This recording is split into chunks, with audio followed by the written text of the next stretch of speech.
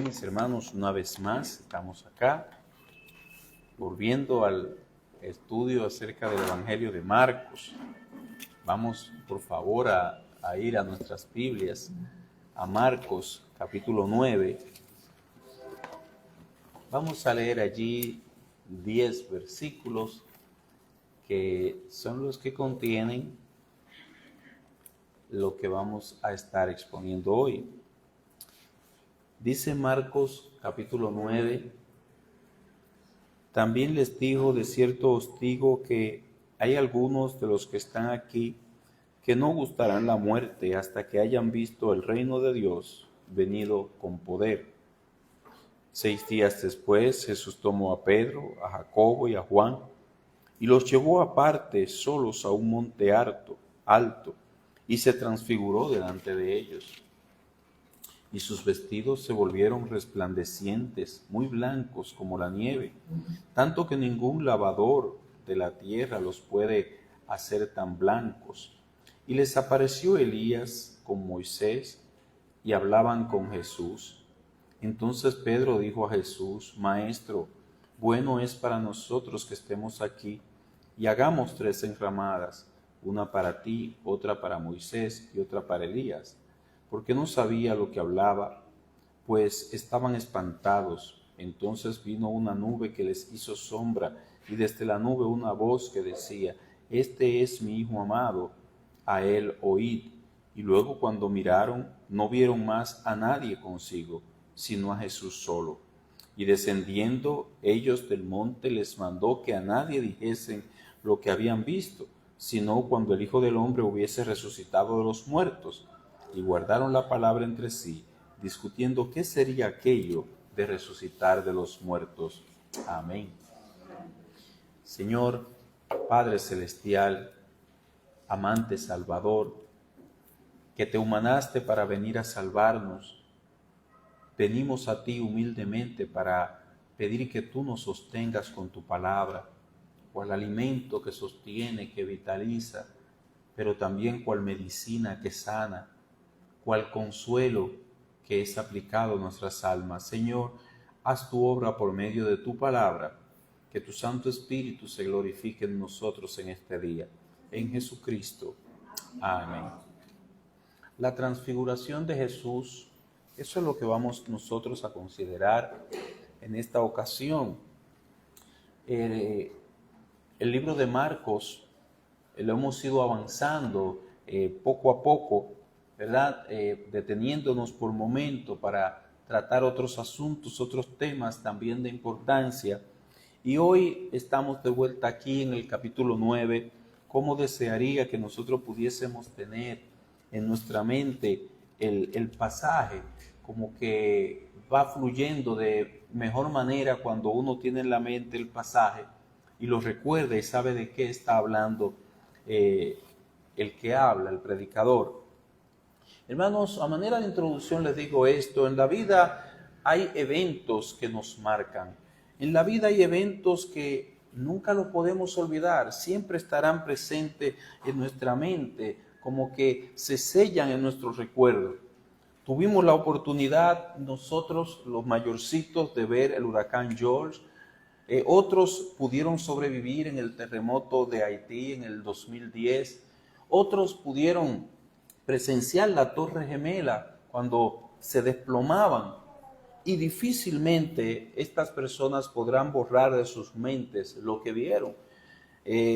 Yo sé que por mucho tiempo permaneció el comentario, se hablaba de estos eventos cuando las personas pudieron atravesar por esos acontecimientos.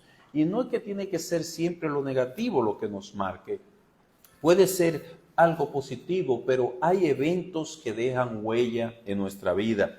Por lo regular nosotros recordamos con mayor facilidad aquellas cosas, aquellos eventos que han acaparado nuestra atención, que han impactado nuestro sentido. Cuando nosotros tenemos la oportunidad de ver algo fuera de serie, esto nos impacta. A veces son cosas que nosotros recordamos y que hacen cambio en nosotros. A partir de esa ocasión, a partir de ese evento, ya no volvemos a hacer las mismas personas, quedamos marcados. La transfiguración es uno de esos eventos. Es el evento más glorioso que nosotros podemos encontrar en las Escrituras. Yo sé que muchas veces lo leemos descuidadamente, le pasamos por encima y no nos detenemos a ver lo glorioso que es este pasaje. El Señor Jesucristo se apartó con 3 de sus discípulos, 3 de ellos tuvieron la oportunidad de ver el reino de Dios consumado en toda su plenitud, venido con poder. Eso fue una experiencia que los marcó para siempre.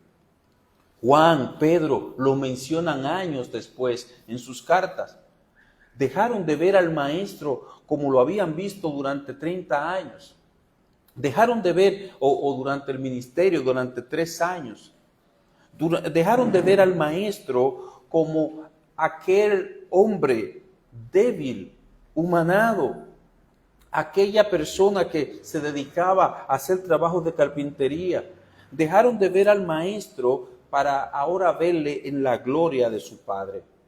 Años después, como les dije, los apóstoles lo mencionaron. Dice el apóstol Juan, que era uno de esos 3 que estaba allí viendo la transfiguración del Señor Jesucristo, y aquel verbo fue hecho carne y habitó entre nosotros.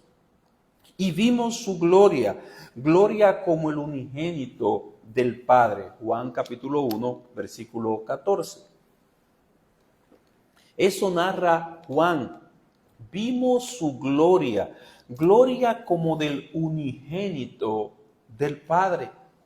Él no podía dejar de mencionar ese acontecimiento. Veamos en primer lugar esa transfiguración. Vayamos al capítulo 9 una vez más. Vamos a los versículos 1 y 2. Quiero que me siga, por favor, que su mente esté empapada de la narración, de la descripción que hace el Señor aquí. Dice el versículo 1, en aquellos días, como había una gran multitud y no tenían, también les dijo, de cierto os digo que hay algunos de los que están aquí que no gustarán la muerte hasta que hayan visto el reino de Dios venido con poder. 6 días después tomó a Pedro, a Jacobo y a Juan y los llevó aparte, solos a un monte alto, y se transfiguró delante de ellos.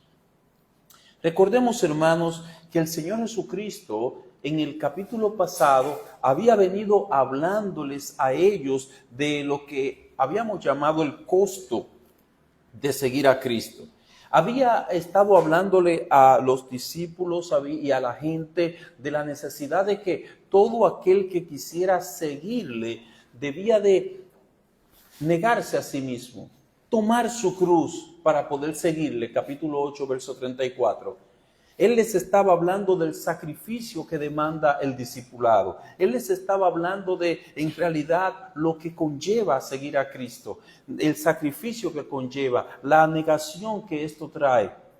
El punto es que Él le hizo ver el cristianismo como algo que requiere abnegación, autonegación, disposición a sufrir por Él. El que no está dispuesto a pagar ese precio no puede pensar en seguir a Cristo. Era el contenido de las palabras de Él en el capítulo pasado. Bueno, pues pareciera como que el cristianismo era todo abnegación. Pareciera que el cristianismo fuera todo humillación, todo sacrificio, que solamente se enfocara esa parte y nada más. Sin embargo, al llegar aquí al capítulo 9, el Señor Jesucristo toma a 3 de sus discípulos para mostrarle nada más ni nada menos que la gloria de su reino, la gloria del Padre, la gloria que les espera. Sí, es verdad, hay sufrimiento, pero también hay gloria después de ellos. Amén. Dice la Escritura que Él tomó a Pedro, a Jacobo y a Juan, 3 testigos, los mismos que presenciaron la resurrección de la hija de Jairo, en el capítulo 5, verso 37, los mismos que más adelante Él le pide que lo acompañen a orar. Mi alma está muy triste hasta la muerte. Velen conmigo una hora. Marcos capítulo 14, verso 33. Tal parece que ese era el círculo más cercano del Señor Jesucristo. Recordamos también que cuando el Señor Jesucristo está en la cruz del Calvario, Él le encargó a Juan el cuidado de su madre. Obviamente ellos eran más cercanos al Señor y Salvador. Dice la narración de Marcos que en esa transfiguración, en esa transformación que experimentó el Señor Jesucristo, sus vestidos se tornaron resplandecientes, muy blancos, que ningún lavador lo podía hacer así. Su rostro resplandeció como el sol. Mateo narra esta parte de que su rostro resplandecía como el sol. El Señor Jesucristo experimentó toda una transformación, tal y como será cuando Él venga en gloria. Amén. Los discípulos tuvieron la oportunidad de verle glorificado, de pasar de la humillación a la exaltación. Si bien es cierto que Él llama a abnegarse, Él llama al sacrificio, Él llama a soportar aflicción, Él llama a soportar sufrimiento, a todos aquellos que desean seguirle, también es cierto que a esos que le siguen les espera una gloria sin igual. Una gloria indescriptible. La transfiguración que se presenta aquí, la presenciaron estos 3 discípulos. Fue nada más ni nada menos que la aparición gloriosa de Dios. Hermanos, en todo el Antiguo Testamento Dios no había hecho una aparición más gloriosa que la transfiguración. En el Antiguo Testamento Dios aparecía de una manera visible, en forma de una luz, casi siempre. En esas ocasiones nosotros vemos que Él se aparecía y resplandecía esa luz. No vamos a citar todos los pasajes, solamente 2. ¿Usted recuerda cuando Moisés terminó el tabernáculo? Dice la Escritura, entonces una nube cubrió el tabernáculo de reunión y la gloria de Jehová llenó el tabernáculo. Y no podía Moisés entrar en el tabernáculo de reunión porque la nube estaba sobre él y la gloria de Jehová lo llenaba. Éxodo capítulo 40, verso 34 al 35. Era una manifestación donde la gloria de Dios era resplandeciente. Dice también en un segundo ejemplo, una segunda ocasión, fue cuando Salomón terminó el templo, lo dedicó a Dios. Cuando él terminó de orar, dice que cuando Salomón terminó de orar, descendió fuego de los cielos y consumió el holocausto y las víctimas, y la gloria de Jehová llenó la casa. Y no podían entrar los sacerdotes a la casa de Jehová, porque la gloria de Jehová había llenado la casa de Jehová. Segundo de Crónicas, capítulo 7, versículos 1 y 2. Esto fue glorioso en aquella ocasión. El tabernáculo, el templo, cuando apareció a Moisés, etcétera. Y vemos que algunas personas quisieran replicar esos ejemplos, quisieran que Dios se manifestara así. Pero lo más glorioso fue cuando Él se transfiguró.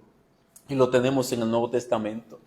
El Señor quiso mostrar a sus discípulos su gloria. A 3 de ellos no van a morir sin ver la manifestación del reino de Dios. Él quiso mostrarle la gloria de su Padre. Oiga como dice el texto, la gloria de su Padre.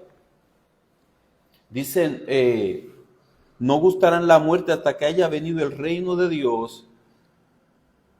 Hasta que hayan visto el reino de Dios venido con poder. Él vino, repito, en la gloria de su Padre, no en la gloria del mundo, aquella que Satanás le ofreció cuando estaban en la tentación. Él dice en la Escritura que le mostró todos los reinos de la tierra y le dijo, todo esto te daré si postrado me adorares. Te voy a dar todos estos reinos y la gloria de ellos. Cristo la rechazó. Dios lo glorificó. Él rechazó la gloria que Satanás le ofrecía en este mundo. Pero ahora vemos que Dios el Padre le glorifica. ¿Cuántos han hecho lo mismo? Quiere el Señor que muchos, que hayan rechazado la gloria de este mundo por la gloria de Dios. No al revés. O sea, no que hayan rechazado la gloria que da Dios al final por la gloria pasajera, momentánea y presente de este mundo. Moisés dijo en una ocasión al Señor: te ruego que me muestres tu gloria. Éxodo capítulo 33, versículo 18. Muéstrame tu gloria. Moisés ansiaba ver la gloria de Dios. Dios le dio una descripción de lo que era Él. Hermanos, de todas estas manifestaciones de la gloria de Dios en el pasado, repito, esta que vieron los discípulos es la más plena. Podríamos decir, lo que ellos vieron fue en un estado muy disminuido con relación a esta. Lo que los hombres del pasado no pudieron ver, lo que los hombres del pasado ansiaban ver y vivir, nosotros lo vemos hoy en Jesucristo. Dice el escritor a los Hebreos que esa gloria de Dios que los hombres han ansiado ver, es en Jesucristo que nosotros lo vemos. Dice la escritura en Hebreos capítulo 1, versículo 3, el cual, siendo el resplandor de su gloria y la imagen misma de su sustancia. Hermanos, en Jesús nosotros vemos a Dios el Padre en toda su gloria. Por la fe, cuando usted ve a Jesús, cuando usted pone sus ojos en Jesús, usted está viendo a Dios mismo en toda su gloria. Una ocasión me preguntaba, pero Dios es invisible, no lo podemos ver, Él es espíritu. Sí, eso es verdad. ¿A dónde lo vemos? ¿Cómo lo vemos? En Jesucristo. Dijo uno de los discípulos: muéstranos al Padre. Jesucristo le dijo: tanto tiempo estoy entre vosotros y no me han conocido. El que ha visto al Hijo, ha visto al Padre. Entonces Cristo es el resplandor de su gloria, la imagen misma de su sustancia. Nosotros, con ver a Cristo por la fe, ya hemos visto a Dios en toda su gloria. El apóstol Pablo dice, refiriéndose a Cristo como el resplandor de la gloria, que Él es la imagen del Dios invisible. Colosenses capítulo 1, versículo 15. Dios es espíritu. Él es invisible. No podemos hacer una imagen de Él. No podemos tallar una piedra, un palo y decir, este es Dios. No podemos decir, así es Dios, sino que lo vemos en Jesucristo. Amén. Todos los atributos de Dios están en el Señor Jesucristo.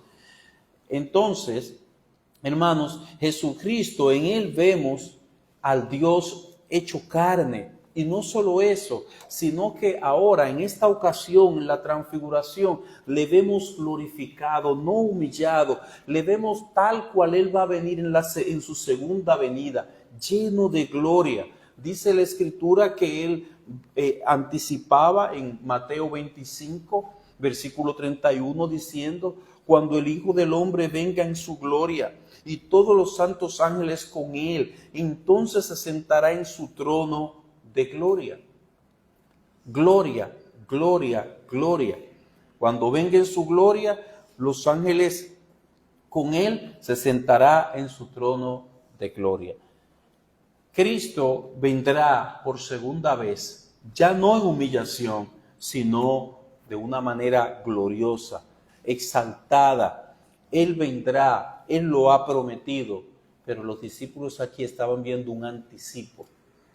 Estaban viendo un adelanto, estaban viendo lo transfigurado, tuvieron el privilegio, el honor de no solamente escuchar las palabras de todos los sufrimientos que le iban a acontecer a ellos, sino que también pudieron ver anticipadamente la gloria que vendrá después de esos sufrimientos.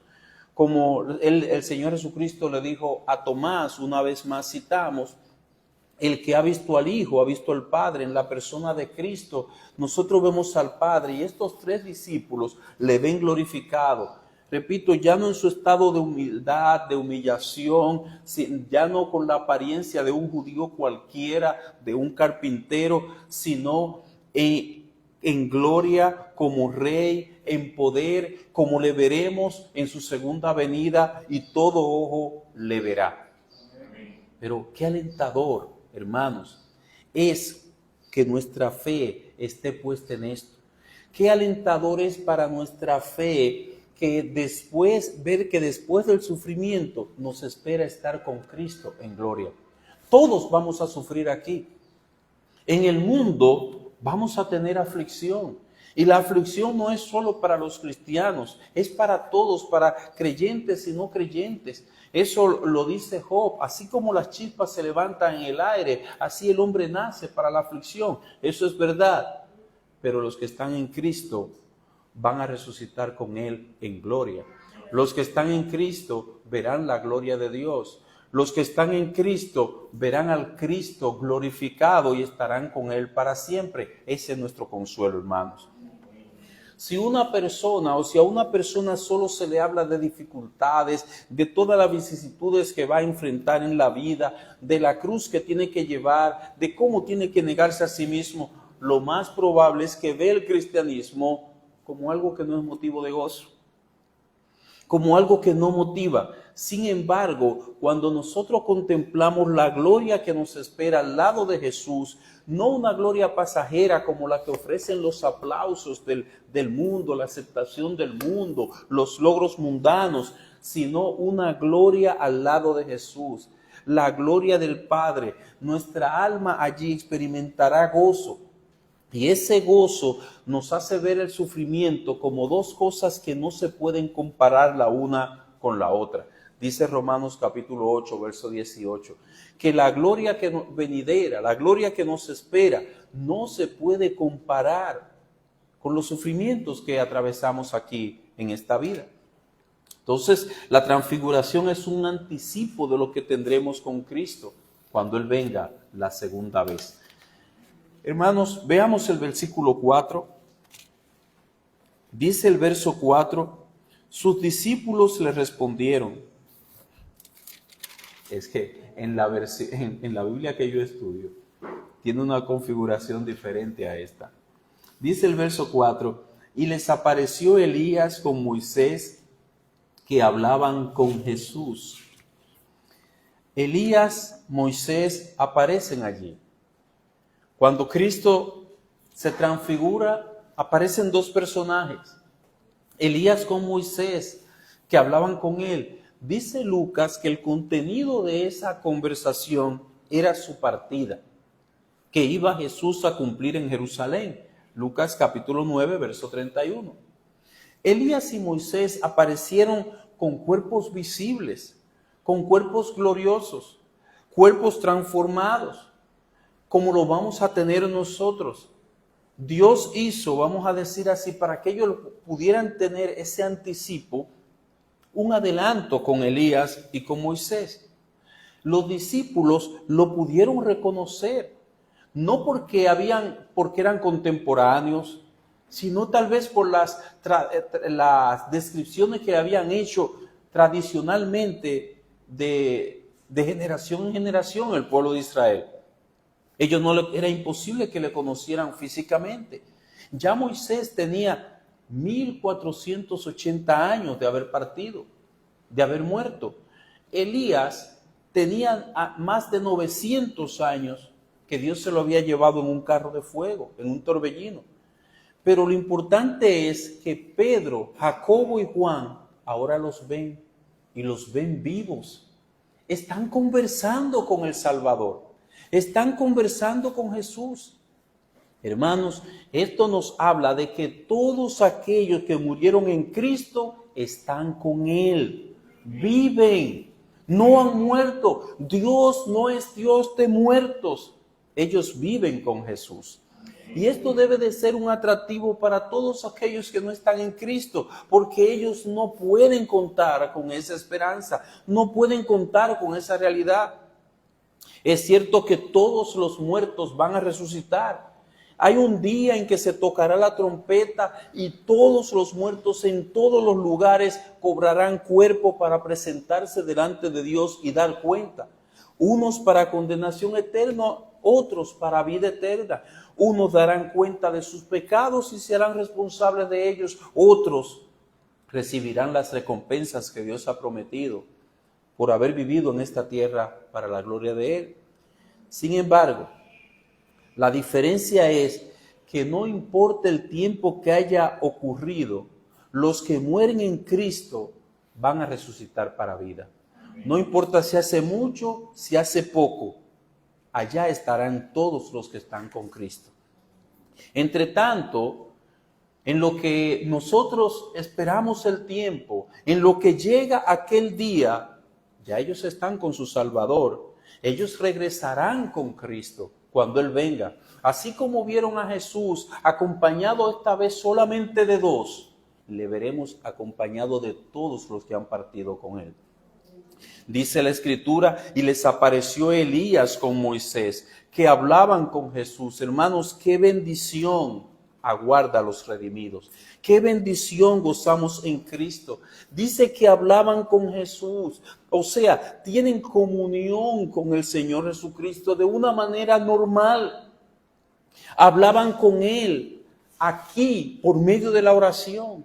Pero allá continúa esa comunión con el Señor Jesucristo. No están lejos de su Salvador. Conversan con Él. Ese es el premio del Evangelio. Tener comunión con el Señor Jesucristo. Nunca estar lejos de Él. Dice Pablo que estar con Cristo es muchísimo mejor. Y así están los que están con el Señor Jesucristo. Veamos la reacción de Pedro. Vayamos al versículo 5. El capítulo 9, versículo 5 dice: Entonces Pedro dijo a Jesús: Maestro, bueno es para nosotros que estemos aquí y hagamos 3 enramadas, una para ti, otra para Moisés y otra para Elías. Versículo 6, porque no sabía lo que hablaba, pues estaban espantados. Dice el versículo 6 que Pedro dijo esto porque estaba espantado. No sabía completamente lo que decía. El apóstol Pedro ya nos tiene acostumbrados a esta espontaneidad. El apóstol Pedro nos tiene acostumbrado a esta forma de él expresarse. Él era una persona que en esta etapa del aprendizaje, porque él aprendió, él no se quedó en esa etapa, como ya hemos dicho. Él decía sencillamente lo que él sentía. No lo pensaba 2 veces. No reflexionaba. No reflexionaba lo que él iba a decir, aunque vemos que le daban su reprimenda, porque en el capítulo pasado vimos que las palabras más fuertes saliendo del Señor Jesucristo fueron precisamente a Pedro. Apártate de mí, Satanás, me eres tropiezo, ya explicamos eso. El Señor Jesucristo, en su paciencia y amor, sigue guiando a sus discípulos, pero en esta etapa, a donde Él está en la etapa de aprendizaje, Él no muestra ser una persona que reflexiona mucho, sino que dice las cosas tal como las siente. A veces cuando nosotros encontramos a personas así, decimos, es que es muy sincera. Pero en realidad, los que se expresan, los que dicen cosas de esa manera, están diciendo que cual Pedro han metido mucho la pata. A Pedro le costó muchas metidas de pata el hablar de una manera irreflexiva, o sea, sin reflexionar antes. La vez pasada, como les estaba diciendo, el Señor Jesucristo le amonesta con las palabras más duras pronunciadas de sus labios. Fueron dichas a Pedro. Él no entendía esto de que él tenía que sufrir, luego morir y resucitar en el capítulo 8, verso 31. Entonces trató de persuadirle, no, en ninguna manera te acontezca esto. Trató de reconvenirle para evitar el sufrimiento. Entonces era como ir a la gloria sin atravesar por el sufrimiento. Eso mereció una dura reprimenda para Pedro. Pero parece que ya otra vez comienza a abrir la boca. Rápido, sin pensar. Vamos a hacer 3 enramadas, vamos a quedarnos aquí. Espérate, Pedro, que las cosas no son así. Ahora le vemos una vez más expresarse de esa manera equivocada. Recuerde que estamos en el versículo 5. Maestro, bueno es para nosotros que estemos aquí y hagamos 3 enramadas. ¡Wow! Esto sí está bueno. Esta respuesta de Pedro, sin embargo, cargada de emoción, vemos varias fallas que tiene o adolece. Porque Él no estaba pensando en ese momento en los demás discípulos. Él dice que estemos aquí. Ajá, ¿y los demás? ¿Y el mundo que necesitaba oír el Evangelio? Hagamos 3 enramadas, o sea, 3 tabernáculos. Las enramadas serían para Jesús, Elías y Moisés, ¿verdad? Era como una manera de decirle, vamos a quedarnos aquí. Era algo tan emocionante, era algo que había sobrecogido tantas sus emociones. Era el momento de la glorificación. Él lo vio de esa manera. Pero también había otra cosa que él no había considerado. Y es que esta propuesta estaba colocando al Señor Jesucristo al mismo nivel que Elías y que Moisés. En la misma posición. Una para ti, una para Moisés, otra para Elías. Dice el texto del versículo 6 que él no sabía lo que hablaba. Y con razón. ¿Por qué? Porque de suceder así, estarían colocándolo en el mismo lugar, y no es así. Cristo es más glorioso que todos. De suceder algo así, se estaría también evitando el que Él fuera a la cruz. Ya, no más, vamos a detenerlo ahí. Tú te colocas en tu tienda, establecemos el reino. Sería como establecer el reino, pero sin la cruz. Pedro, tú no sabes lo que tú estás hablando. Pedro, no vayas tan rápido. No es decir todo lo que sientes. Debes considerarlo. Vamos a ver cuál es la respuesta divina a esto de Pedro. Dice el versículo 7. Entonces vino una nube que les hizo sombra, y desde la nube una voz que decía: este es mi Hijo amado, a él oíd. Y luego, cuando miraron, no vieron más a nadie consigo, sino a Jesús solo. Hermanos, este es mi Hijo amado. Ni Moisés ni Elías. Este es mi Hijo amado, a él oíd. Moisés representando la ley. Elías representando a los profetas. Pero todo apunta a Cristo. Pedro, tú no estás tomando en cuenta eso. Oye a mi Hijo amado. Hermanos, todo el Antiguo Testamento apunta a Cristo. La ley representada por Moisés a través de Moisés vino, se nos dice en la Escritura que era el ayo que nos conducía a Cristo. La ley fue diseñada para llevar al hombre a Cristo. La ley fue diseñada para hacerle ver al hombre su pecado y su necesidad del Salvador. Y entonces cuando se viera abrumado por la carga de la ley, que no puede cumplirla, alzaba sus ojos y mirar a Cristo y buscar en Él el perdón y la gracia para caminar fielmente al Señor. La fidelidad también de estos 2 hombres, o sea, de Moisés y de Elías, no igualan a Jesús. Cristo es superior a Elías. El libro a los Hebreos habla de cómo Él es superior a Moisés. Por eso esta propuesta de Pedro de hacerle tiendas que fueran, lo colocaría en una posición igual, tuvo una reprimenda tajante de parte de Dios el Padre. Ellos 2, Moisés y Elías, fueron buenos hombres, grandes siervos en su tiempo, pero Pedro y sus compañeros tenían que recordar que tanto en naturaleza como en dignidad, como en oficio, ellos estaban por debajo de Jesús y ellos no lo estaban considerando.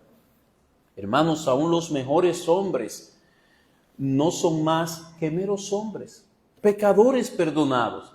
Sean los patriarcas, sean los profetas, sean los mismos apóstoles, sean los mártires de la iglesia, sean los padres de la iglesia, o sea, los que los apóstoles dejaron en su lugar, sean los reformadores, sean los puritanos que sobresalieron porque eran hombres santos, sean quienes sean, fueron muy útiles en sus días, dieron gloria al Señor, son dignos de gran honor, pero fueron pecadores necesitados del perdón del Señor. Al fin y al cabo, fueron pecadores transformados por Él. No se debe permitir jamás que tales personas ocupen el lugar de Cristo. No se debe permitir jamás que estas personas se interpongan entre nosotros y Cristo. Hermanos, nadie debe ocupar ese lugar. Entre nosotros y Cristo no debe haber nada. Debemos estar unidos plenamente a Él. Por eso la voz desde el cielo decía: este es mi Hijo amado, a Él oíd. Óiganlo a Él, versículo 7.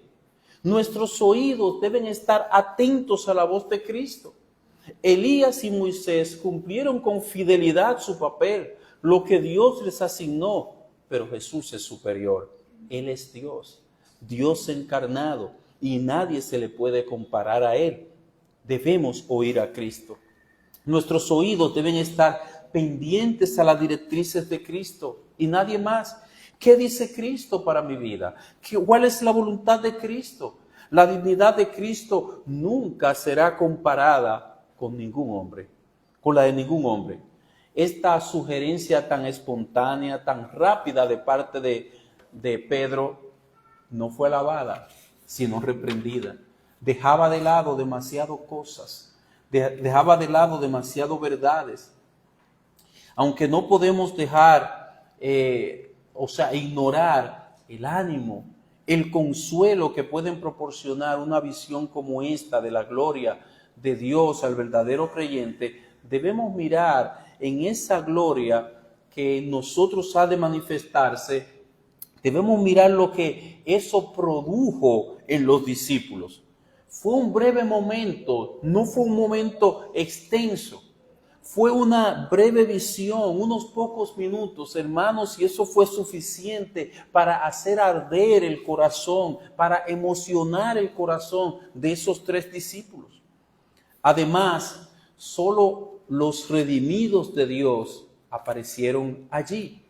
Solo 2 de ellos. Pregunta: ¿qué será en aquel día cuando nosotros veamos aparecer a nuestro Señor Jesucristo, pero no con 2, sino con todos sus santos?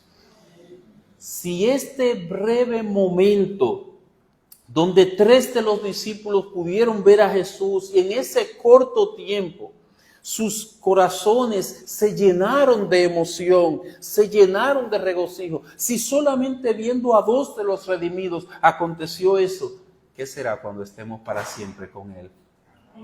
Con todos aquellos que Él ha salvado en todas las épocas. ¿Qué diremos entonces cuando a nosotros mismos se nos permita compartir esa gloria?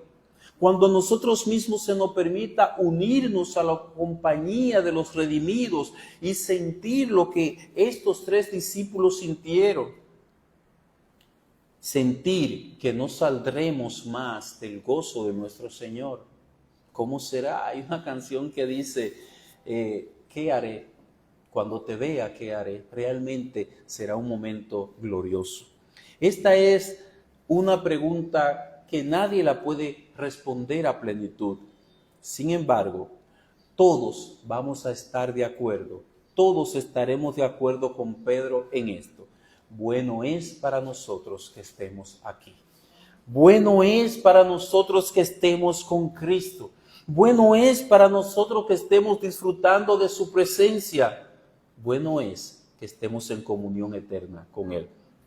Algo más, hermanos. Ya ellos habían tenido la oportunidad de escuchar la voz de Dios desde la nube en el bautismo, en el pasado. Y en el Antiguo Testamento también. Dice la Escritura, estas palabras habló Jehová a toda vuestra congregación en el monte, de en medio del fuego, de la nube y de la oscuridad, a gran voz. Deuteronomio capítulo 5, versículo 22. Ellos habían oído esa voz tronante de parte de Dios, dice de en medio del fuego, de la nube, de la oscuridad. Ya Dios había hablado desde esa nube en el pasado. Ahora ya no vamos a ver una nube, ahora nos habla por el Hijo. Nuestros ojos deben estar puestos en Jesús por la fe, atentos a la voz de Dios en Jesucristo. No pensemos en oír una voz por otra vía, de otra manera, sino en Jesucristo. Como dice Hebreos, ahora Él nos habla por el Hijo. Nuestros oídos, repito, deben estar atentos a lo que Cristo dice en su palabra. En conclusión, hermanos, este pasaje está destinado, tiene el propósito de alentarnos. Nos alienta describiendo la gloria de la cual seremos partícipes en la segunda venida de Cristo. Será glorioso, no será por un momento, será por la eternidad. El gozo será pleno, ya no habrá más dolor que nos afecte. La emoción que experimentaron estos 3 discípulos, ese gozo y esa plenitud será nuestro estado para siempre con el Señor. Aunque nosotros suframos aquí por causa de Cristo, aunque estemos experimentando diferentes clases de dolor, aunque suframos, experimentemos tribulación, confiamos que la gloria que nos espera supera todo lo que nosotros podamos estar sufriendo aquí. La gloria que nos espera no se puede comparar. Los sufrimientos no se pueden comparar con ella. Es cierto que no hay gloria sin atravesar por la cruz. Vamos a atravesar por la cruz, pero siempre la gloria será superior. En cambio, aquellos que se detienen en este mundo, que añoran la gloria de este mundo, que la gloria de este mundo les atrae, los cautiva, que la gloria de este mundo es su meta, estos no tienen esperanza de un día estar con el Señor Jesucristo. Por tanto, mi amigo, recuerda, ten presente la oferta que se te hace en el Evangelio. En el Evangelio se te ofrece a Jesucristo. No sé si tú deseas, no sé si tú buscas otra cosa que no es Jesucristo. Algo del mundo. No lo sé. Lo que sí te digo es que Dios en el Evangelio te ofrece a Cristo. Te ofrece comunión con Él para siempre. Si eso es poco para ti, no es que realmente se te esté ofreciendo poco, es que estás ciego a las verdades eternas, es que tú no la puedes percibir, es que tú eres capaz de leer este pasaje y no encontrar en él nada consolador, es que tú eres capaz de leer este pasaje y no anhelar la gloria de Cristo, es que tú eres capaz de leer este pasaje y no ver la riqueza que hay en él. Si eso es poco para ti, repito, es porque estás ciego a esas verdades. Es porque te lo está ofreciendo el Señor y tú no puedes percibir su precio. Pero Él te está ofreciendo todo. Jesucristo es todo. Él es el creador. Él es el máximo regalo, el más alto don que Dios puede ofrecer a una persona. Si lo aceptas todo. El cielo, la herencia, el perdón, la gracia, a Jesucristo, a Dios mismo. Pero también si lo rechazas todo. Destinas tu propia alma a la ruina. Destinas tu propia alma a nunca jamás ver la gloria de Dios. Solamente el tormento y la destrucción. Dios ha puesto el destino de tu alma en la responsabilidad de tus manos. Cuando te ofrece a Cristo, es algo grandioso. Si tú lo recibes, estarás recibiendo al cielo completo con todas sus bendiciones. Pero es lamentable cuando cierras tu corazón, lo endureces, lo rechazas, porque estás rechazando todo lo que Dios pudiera darte. La gracia común, o sea, el hecho de que Dios reparta y dé cosas de esta vida a Juan, a Pedro, a Lucas, a todo le da su sol, eso es, no solamente es común, sino que es temporal. Eso es por un tiempo. El verdadero regalo de Dios es eterno, es Jesucristo. Por otro lado, mi hermano, tú que has conocido a Jesús, pensemos, ¿qué o cuáles cosas de esta vida pueden estarte atrayendo más que Jesús? Nada de este mundo puede tener la gloria que posee Jesús. Entonces, Jesús debe de ser lo que más llame tu atención, lo que más atraiga a tu vida, lo que más tú anheles, lo que más nosotros amemos, lo que en verdad esperemos. Cristo es nuestro todo y debe de ser nuestro todo cada día, cada minuto, cada momento de nuestra existencia. Hermanos, ninguna de las vanidades de este mundo puede compararse con la gloria que Dios nos está dando en Cristo, con todo lo que tenemos en Cristo.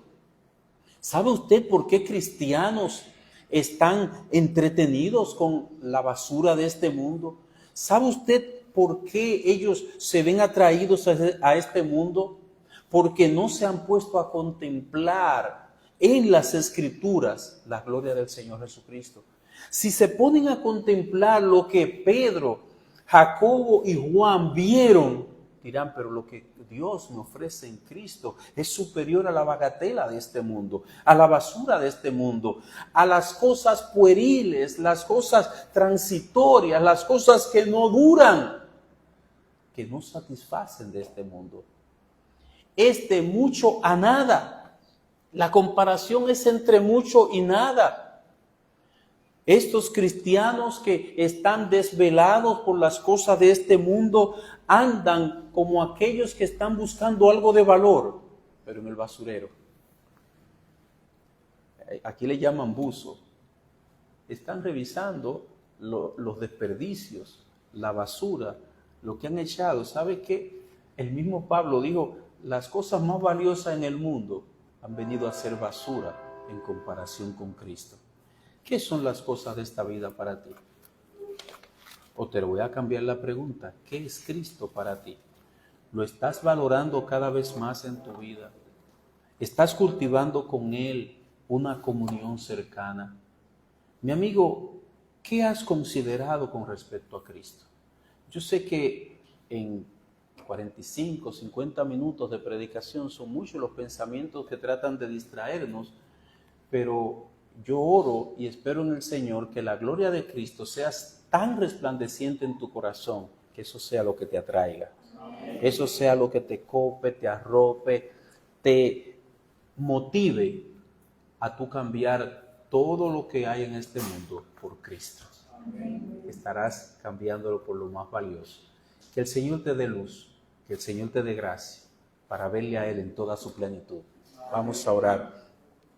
Amante Señor, Padre Celestial, gloria sea a ti, oh Dios, que nos has dado tan perfecto regalo, tan inmenso regalo, tan inmerecido regalo que es tu Hijo Jesucristo. Bendito seas para siempre, Señor. Hoy reunidos aquí, te presentamos a cada ser humano que ha oído estas palabras y que la escuchará por otros medios.